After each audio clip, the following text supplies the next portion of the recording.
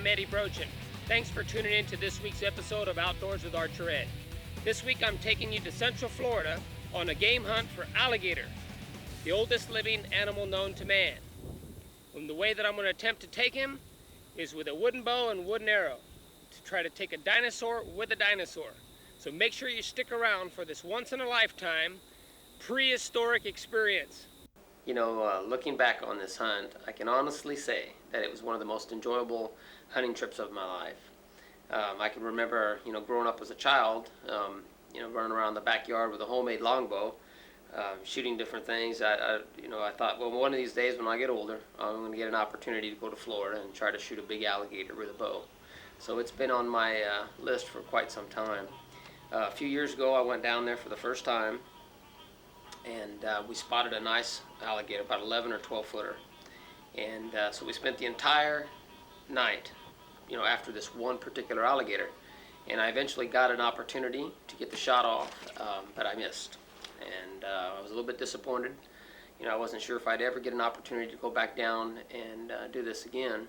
So I was a little bit uncertain. But here it was 2 years later. The landowner called me back and said he had about 70 nuisance permits that the DNR had issued him to help rid him of some of the problems he's having with the alligators taking his livestock. So I jumped on the first plane I could find and headed straight down there. And this time I wasn't going to be so picky. As long as he was 9 foot or better, I was going to get the shot off. So this time around we were a little bit more successful. I'm here with Mr. Jim Allen, the landowner here from Lake Hancock Cattle Company. Jim, what can you tell me about the procedure in harvesting one of these alligators?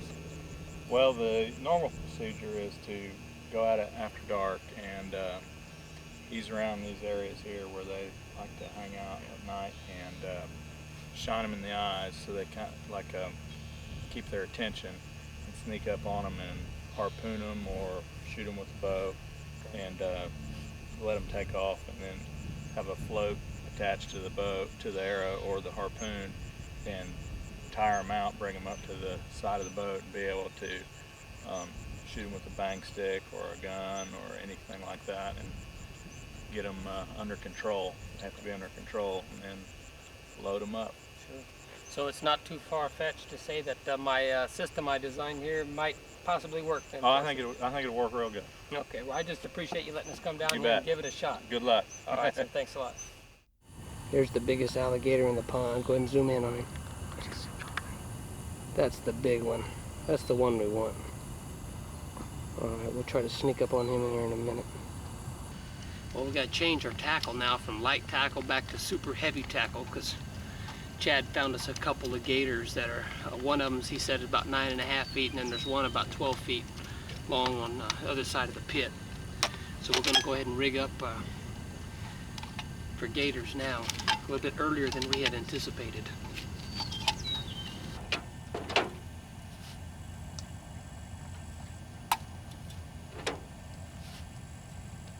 That's the one I want to finish him with right there. Two-bladed, Zwicky broadhead, razor sharp. And a real heavy shaft made out of ash.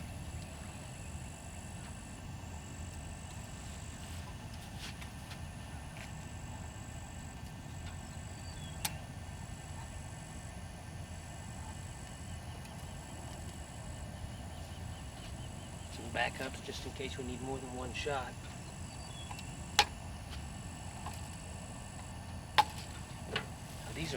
These are Magnus broadheads provided for me by Three Rivers Archery also. I like Magnus and Zwicky. They're my two favorite broadheads.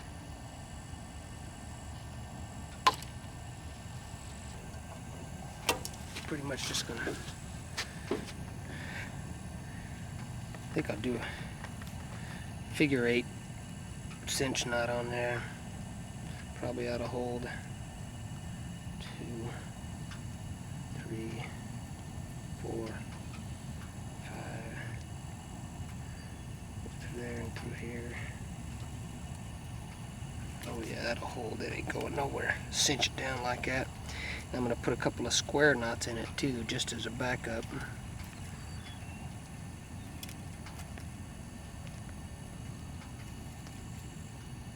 ought to be good enough. These pits out here aren't very deep, so I figured 30 yards ought to be plenty.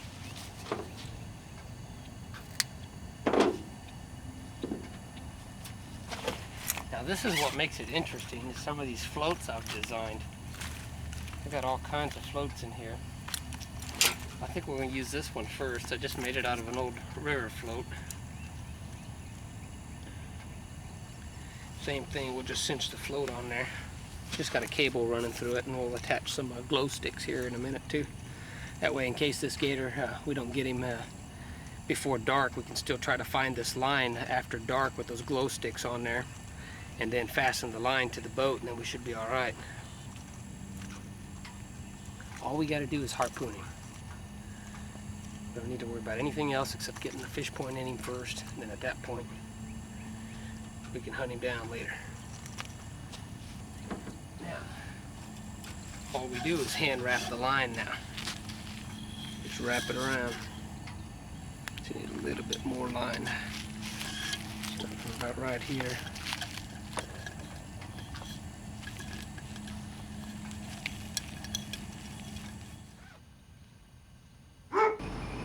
Just look at all those cattle out there. Those tasty little chops out there for the gators. Well, hopefully we can rid these fellas of one of the pests out here. They got a 12-footer I'd like to get tonight. He just literally eats the cattle as they come up to drink water. I'm up here trying to get ready for a gator hunt, and Chad's down there catching giant largemouth. Look at that. We may have to come back here tomorrow and do a little bass fishing. That's a big old hog. Look at that, about 5 or 6 pounds. Well, we're finally set up. Everything's ready to go. These pits back here are just teeming with prehistoric life, man. I have seen so many gators since we've been here. It's unbelievable. One cannot even begin to appreciate the sheer awesomeness of these beasts. And from what I understand, and I went out last year, and it's just 10 times more phenomenal at night. When you can see all of their eyes lit up all over the bank, you can truly understand that we may be on top of the food chain in our normal daily lives, not around here. Around here, we are now on the menu. But man has always been a survivor. And today, this prehistoric beast, hopefully, will fall to my arrow. So, wish me luck.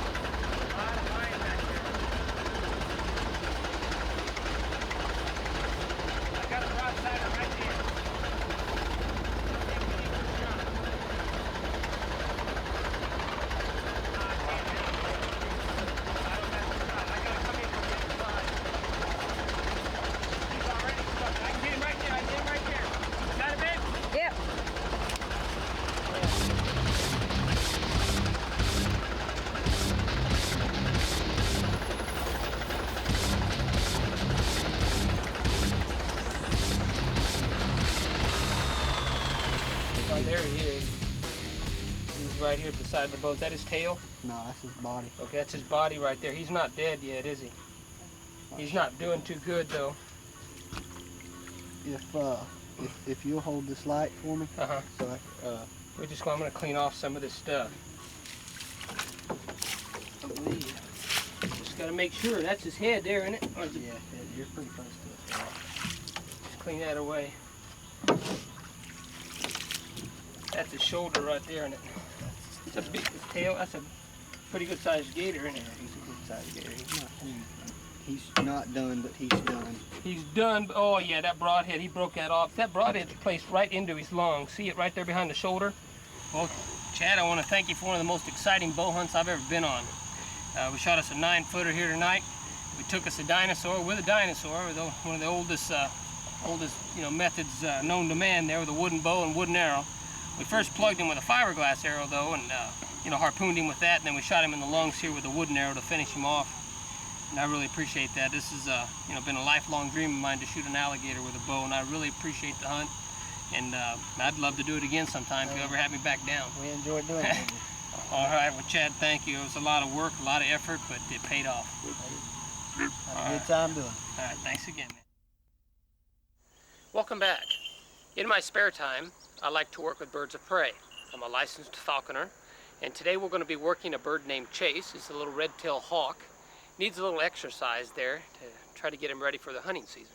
His name is Chase. He's one of my best buddies.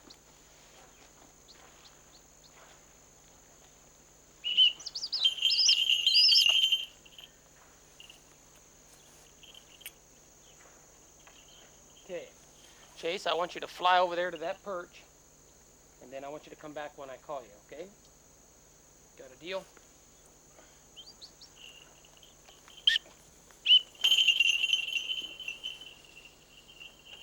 Okay, now turn around. Okay, I want you to come back.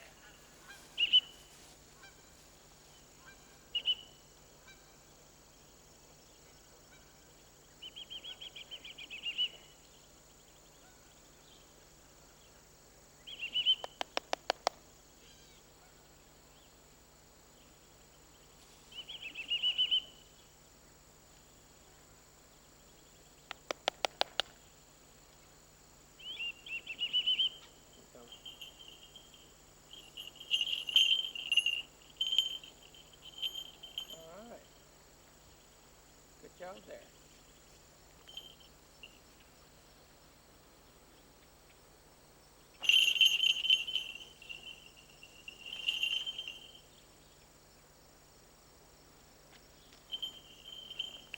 One of the other ways that I like to work the bird is with the use of a lure. A lure is something man-made that's used to resemble live quarry. I made this lure here to look like a bird, and normally I can call him down off the roost, whether we're hunting out in the trees or whatever, call him down to the lure if for some reason we don't catch any game that day. So let's see if he'll come to the lure.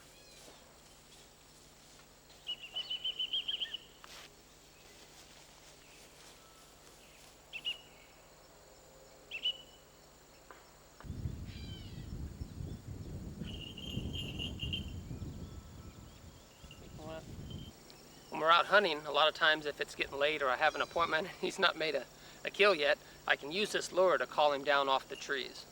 And then, resembling the actual kill like on a live rabbit, I never let him have the whole rabbit. I just let him have a little piece. Then I make him a trade, a little offering to let go of the rabbit. In this case would be the lure. Let's see if we can get him to trade.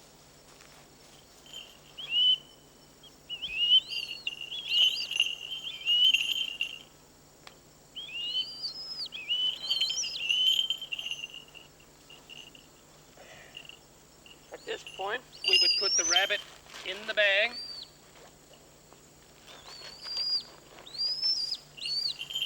And it would be time for him to go home. Follow me.